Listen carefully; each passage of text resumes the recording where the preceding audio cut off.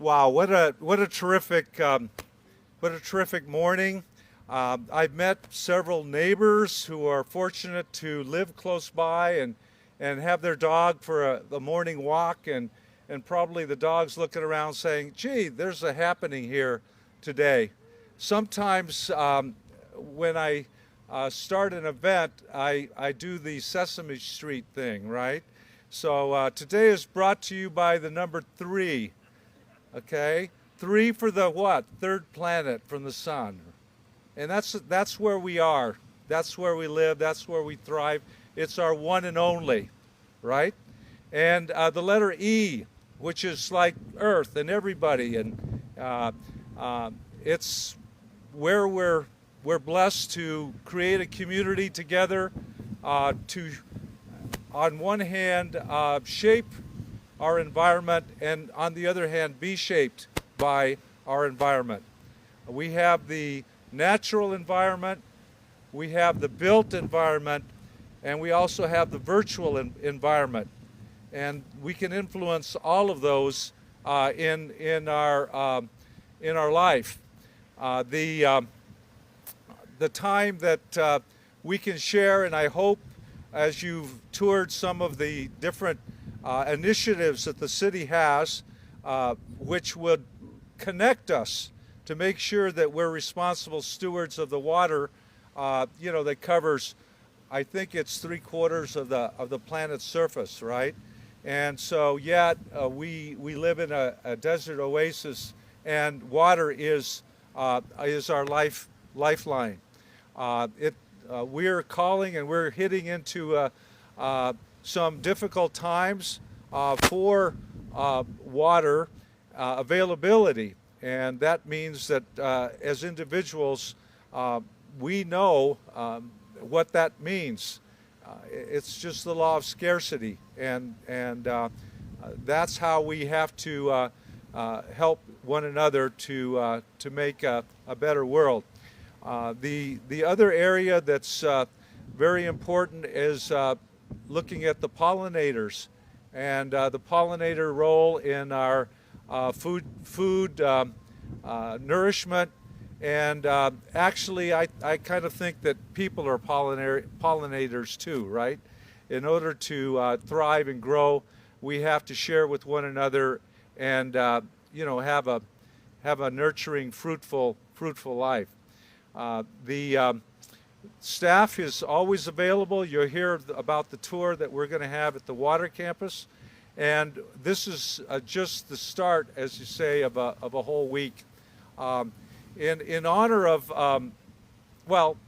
Earth Day began in the 70s, and it was discussed at campuses and schools, and of course the stress of pollution and so forth was becoming more of a critical factor. They just also realized the damaging effects of DDT and Agent Orange and all these other factors that would contaminate generations in the future. So I had to dig deep to prepare for today, and what I did is I went deep into my closet, and I found my belt buckle from the 70s. So this is it right here. And I think that's brings us really to what I enjoy about being mayor, is praising one another and also looking for positivity. I know that several people have approached me, and I hope to be out in the community as much as possible, and know that you can always reach us and our really great staff that pulls everything together. So I'll read this proclamation, and kind of fancy, right? Woo! I'm going to go this way. I'll work with the wind. So, whereas Earth Day began in 1970 as a movement on college campuses gaining national attention, resulting in the formation of the Environmental Protection Agency whereas Earth Day was created to educate Americans and sound the alarm about the effects of pollution which threatens planet Earth, and whereas Scottsdale highly values natural open space by promoting environmental stewardship and sustainable management of the Sonoran Desert environment and conservation of natural resources, as evident with the McDowell Sonoran Preserve, and whereas the city of Scottsdale has long been a leader in water conservation, purification, and recharge with state-of-the-art water systems, a green building program, and distinctive natural and environmental features contributing significantly to the quality of life and economic vitality. Therefore, I, David D. Ortega, Mayor of Scottsdale, proclaim today Earth Day in Scottsdale. Okay. You know, just to round out the day, because the DAR, the Daughters of the American Revolution, the chapter here, is always standing by to encourage the wellness of the community, and I know we'll be planting a tree and going forward, watching as the tree grows and as we care for our city. I'd just like to introduce Councilwoman Solange Whitehead. She'll just come up and let's hear a few words.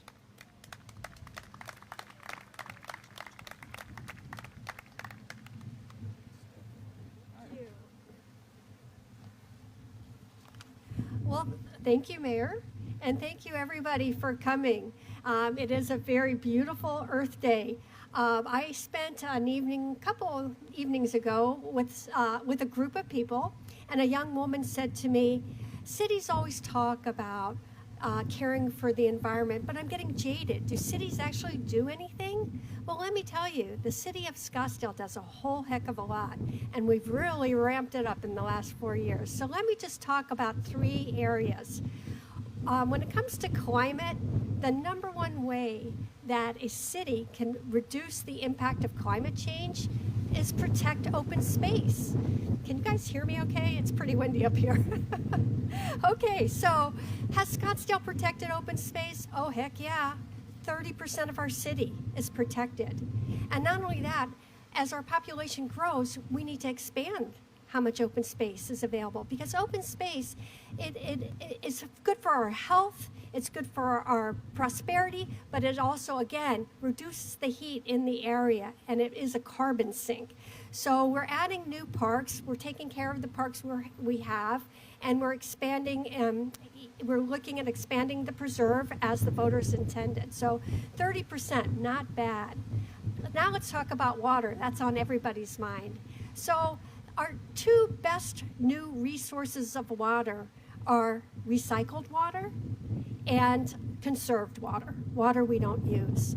So right here in Thomas, this park, right next door, the Thomas Water Facility, what we've done, what we, the city, has done is we've taken water that was not drinkable and we've turned it into drinkable water. So our residents right now are enjoying new water because we've treated it to drinking water quality, and the side benefit is it's less hard. And let's talk about our treatment plant up north, up by Pima and the 101. How many people know that we can turn, as I told the Boy Scouts, when you flush your toilet, we can make beer. Okay, so I solved their parents' worries about underage drinking. So basically, the city of Scottsdale is one of 3 cities, one of 3 treatment plants in the country that can turn wastewater into drinking water quality. That's huge. But then there's conservation of water. That is going to be a very important, and this is going to be a national, regional, and state issue as well as the city. But here we have many programs that are helping HOAs reduce their usage of water. But I want to touch on one other way that we can reduce water usage, and that ties into my next topic, which is the energy. The second to agriculture, conventional power plants are the single largest users of surface water. We're talking billions and billions of water from lakes and rivers every day to power coal, nuclear, and natural gas plants. So one of the best ways we can save water is to save energy or use renewable energy. So we are, that takes me to energy, and we are busily approving, so we've expanding our solar energy generation. So we're approving contracts to bring in solar generation at our facilities, and that really plays a big role in reducing our water usage. And just so you know, the nuclear power plant here in Arizona doesn't use river or lake water, so that's good, but it does use 40% of our wastewater. So that's 40% of our water that's not available for other uses. But it is pretty good that it's not at least taking away river and lake water. So, trees, we have a tree canopy plan, we have an energy manager, and most exciting, we have a new sustainability director. So to answer the question, do cities actually do something? Heck yeah, we do. And certainly Scottsdale does, and we're having a great impact. So with that, I want to, again, thank the mayor for supporting all these great programs and introduce our new Sustainability Director, Lisa McNeely.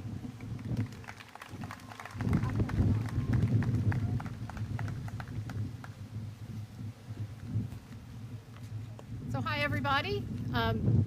Wow, it is windy up here. I hope you all can hear me. Thank you, Mayor Ortega, Councilwoman Whitehead. It's really a pleasure to be here today on Earth Day. There's an old saying that there are two best times to plant a tree, 20 years ago and today. And I think what you've heard from both the mayor and the councilwoman are, all of the different ways that Scottsdale sort of planted trees, in the last few decades.